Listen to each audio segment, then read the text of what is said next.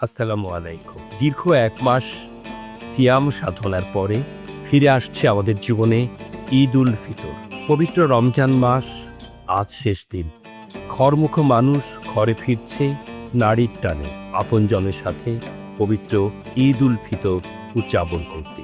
ঘরে ফেরা মানুষ তাদের জীবনে সামান্য সামর্থ্যের মধ্যেও আপনজনদের সাথে দেখা করতে ছুটছে বাসে, ট্রেনে, জলপথে, স্থলপথে এবং নানা যানবাহনে। তাদের ঈদ যাত্রা হোক স্বস্তির, ঈদ যাত্রা হোক আনন্দের, ঈদ যাত্রা হোক এক নতুন স্বপ্নের দিন যাপনের। এই দিন যাপনে দৈনিক সকালবেলা আছে সকলের পাশে।